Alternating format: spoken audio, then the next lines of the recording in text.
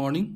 आज 3 जनवरी 2023 और आज के न्यूज़पेपर की इम्पोर्टेंट कटिंग्स के साथ मैं आर के श्रीवास्तव। देखिए, आज के जनसत्ता की जो हेडलाइंस हैं, तो जो नोटबंदी डिमोनेटाइजेशन पे कल सुप्रीम कोर्ट का फैसला आया, वर्डिक्ट, जिसे उन्होंने 4-1 से, सुप्रीम कोर्ट की पीठ ने 4-1 के बहुमत से सरकार के फैसले को सही ठहराया। तो इसको दिया गया है। हालांकि न्यायमूर्ति नागरत्ना जो थी, उनकी अलग राय थी, लेकिन 4 जो न्यायाधीश थे वो इसके पक्ष में थे। नोटबंदी के बावजूद नहीं थम सका जाली नोटों का चलन, और कैश भी उतना नहीं कमा, बल्कि ज़्यादा कैश आ गया मार्केट में। लेकिन एक फ़ायदा हुआ, इकॉनमी कैशलेस तो आप नहीं कह सकते हैं, लेस कैश की तरफ चल पड़ी, लेस कैश। तो ये तो फ़ायदा हुआ है। 2016 के पहले कितने लोगों के पास फ़ोन पे था, ज़रा देख लेंगे। तो कैशलेस अचानक से तो नहीं बन सकते ना, लेस कैश की ओर बढ़ा है India. Supreme Court upholds the 2016 decision on demonetization by 4-1 majority. Demonetization, यहाँ पर एक चीज़ से हम लोग जो कुछ प्रश्न बन सकते हैं, तो एक तो डीमोनेटाइजेशन के बारे में है, ध्यान रखेंगे। डीमोनेटाइजेशन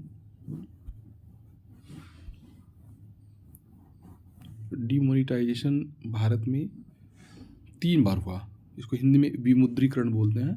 और डीमोनेटाइजेशन का मेन पर्पस होता है जो ब्लैक मनी है उसको कंट्रोल करना। जब सरकार के पास कोई रास्ता नहीं बचता है तो फिर डीमोनेटाइजेशन को अडॉप्ट किया जाता है। तो डीमोनेटाइजेशन भारत में 3 बार हुआ है, ये आपके काम का है। कितनी बार हुआ है? एक तो आज़ादी के ठीक पहले 1946 में हुआ, दूसरी बार 1978 में, जनता पार्टी की सरकार थी उसमें, और तीसरी बार 2016 8 नवंबर 2016 को हुई थी नोटबंदी, जिसमें 500 और 1000 ये जो हुआ था, इसमें 500 और 1000 के जो नोट थे उनको बैन किया गया था। तो ये याद रखेंगे आप। अच्छा, एक और चीज़ यहीं पर अगर आप मेमोरी ट्रैप में डाल लें, डीमोनेटाइजेशन और एक वर्ड है डिवेल्युएशन, तो लोग इसमें कई बार कंफ्यूज कर जाते हैं। डीमोनेटाइजेशन और एक होता है डिवेल्युएशन। डिवेल्युएशन जिसको अवमूल्यन बोलते हैं, डिवेल्युएशन, अवमूल्यन।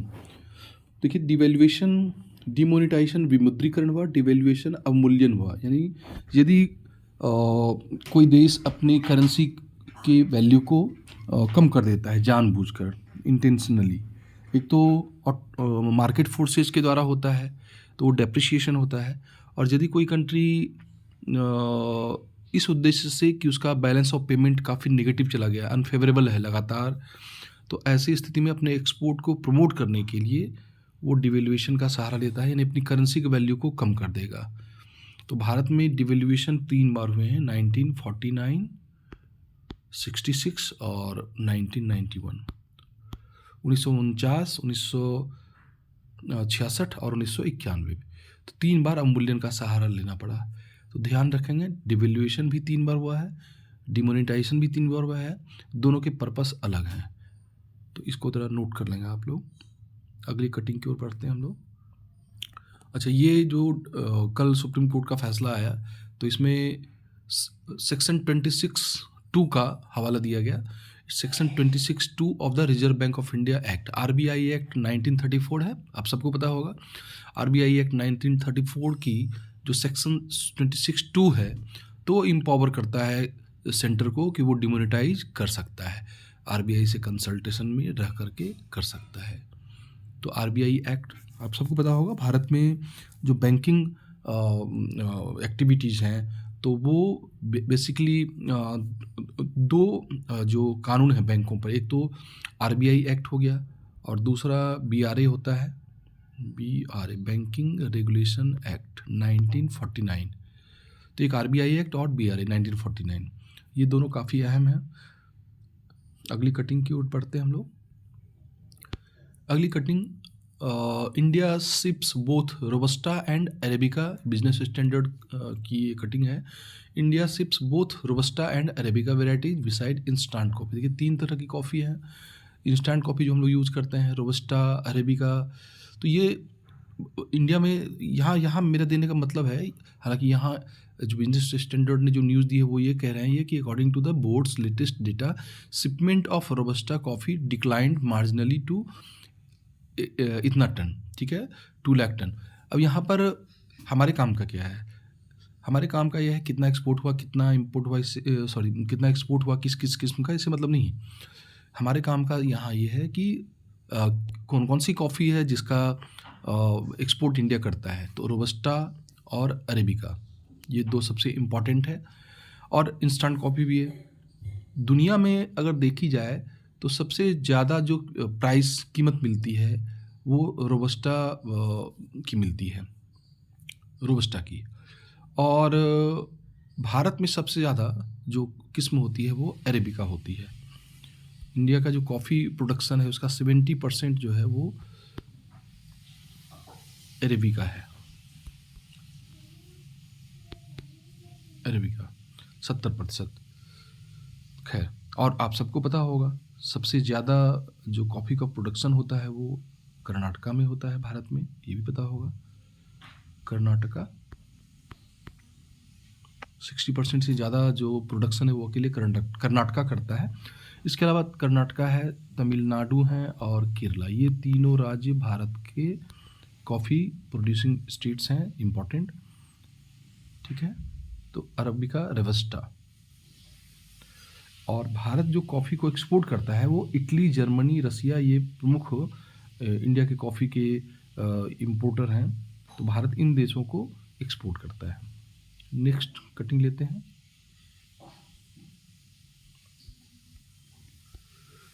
Manufacturing sector ended 2022 with a strong positive note as purchasing manager index, PMI। कुछ इंडेक्स हैं, ये सब ध्यान रखेंगे आप। जैसे CPI है, WPI है, कल भी बात हुई थी IIP की, इंडेक्स फॉर इंडस्ट्रियल प्रोडक्शन। तो इसको भी आप नोट कर लेंगे एक जगह, परचेजिंग मैनेजर इंडेक्स। अब ये किस चीज़ को शो करता है? परचेजिंग मैनेजर इंडेक्स जो मंथली ये आता है, और इसमें मैन्युफैक्चरिंग, विनिर्माण, आप सबको पता होगा जो इकॉनमी हमारी है उसका प्राइमरी, सेकेंडरी और टर्सरी सेक्टर होता है, प्राथमिक क्षेत्र, द्वितीयक और तृतीयक क्षेत्र। तो इसमें जो सेकेंडरी सेक्टर होता है तो उसमें विनिर्माण, निर्माण और विनिर्माण बोलते हैं उसको, निर्माण और विनिर्माण, कंस्ट्रक्शन और मैन्युफैक्चरिंग। तो मैन्युफैक्चरिंग का बहुत बड़ा योगदान है। जितने कल कारखाने हैं, यानी कोई भी वस्तु का उत्पादन हो रहा है तो वो मैन्युफैक्चरिंग हो गया। और मैन्युफैक्चरिंग के कारण ही अभी चाइना पूरी दुनिया पर जो एक तरह से कहें तो राज ही कर रहा है। चाइना मैन्युफैक्चरिंग का हब बना, और भारत में भी मैन्युफैक्चरिंग का हब बनाने की कोशिशें की जा रही है। मेक इन इंडिया हो गया, या ये PLI स्कीम जो है, प्रोडक्शन लिंक्ड इंसेंटिव स्कीम है। तो ये सब इन मैन्युफैक्चरिंग को बढ़ाने के लिए, ठीक है। ये 400 कंपनियों पर आधारित होती है, और ये कहा गया है कि दिसंबर में ये बढ़ा है। नवंबर में 55.7 था और दिसंबर में ये बढ़ा है।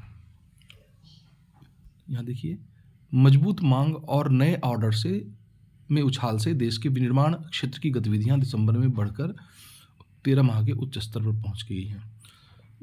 नीचे देखिए दिखा है कि PMI की भाषा में 50 से अधिक अंक का मतलब विस्तार से है, जो कि 50 से नीचे का आंकड़ा संकुचन को दर्शाता है, ठीक है। तो PMI इंडेक्स ध्यान रखेंगे। अगली कटिंग लेते हैं इंटरनेशनल न्यूज से।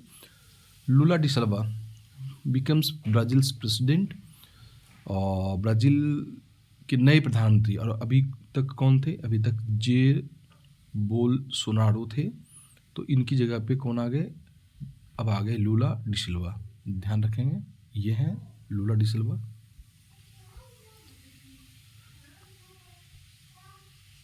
अगली कटिंग को लेते हैं हम लोग। अगली कटिंग मैंने जानबूझकर ये लगाई है, इजराइल की घटना है, क्योंकि लगातार वीडियोज में मैं कुछ स्पेसिफिक जो एरियाज़ हैं उनको लेता हूँ। और आपको क्वेश्चंस उससे पूछे जाते हैं। कई बार प्रश्न पूछे गए हैं इससे। तो 2 दिन पहले जो वीडियो था उसमें मैंने इज़राइल का मैप भी आपको दिखाया था और बताया था कि ये सीरिया से लगा हुआ है, कहाँ पर गोलन हाइट्स है, कहाँ पर वेस्ट बैंक है। तो इसको रिकॉल कर लेंगे आप। इजरायली सेना ने सीरिया की राजधानी में अंतर्राष्ट्रीय हवाई अड्डे पर सोमवार को मिसाइलें दागी। तो चलता रहता है, थोड़ा टफ स्टेट है, हार्ड स्टेट है इजराइल। इसके अलावा आज ही के पेपर में वेस्ट बैंक की भी चर्चा हुई है। वेस्ट बैंक संघर्ष में इजरायली सेना से संघर्ष में 2 फिलिस्तीनी मारे गए, है ना।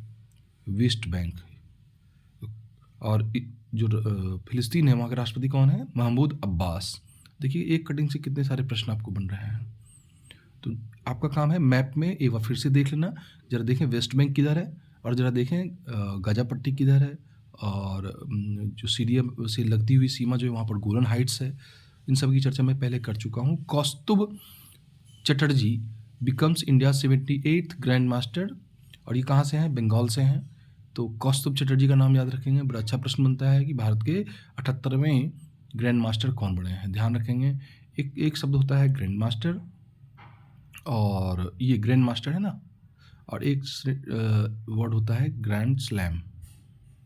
ग्रैंड स्लैम, तो ग्रैंड स्लैम शब्द का संबंध है टेनिस से, लॉन टेनिस से, और ग्रैंड मास्टर का चेस से। तो इन सारी चीज़ों को भी ध्यान रखेंगे आप। India's first under water metro to become operational by December 2023। भारत का जो पहला अंडर वाटर यानी कि ये कोलकाता से हावड़ा के बीच, अब तक कोलकाता में था मेट्रो, अब इसका विस्तार हावड़ा तक हो रहा है। और आप सबको पता है कोलकाता और हावड़ा के बीच में हुगली नदी है, तो हुगली नदी के नीचे इसको बनाया जा रहा है। तो आज की लिए इतनी कटिंग आपके लिए इम्पॉर्टेंट थी। आप इसे रजिस्टर में अपनी जो नोटबुक है वो देखें, उसमें कि आज के कटिंग से कितने सारे प्रश्न आपके बन रहे हैं। Thank you.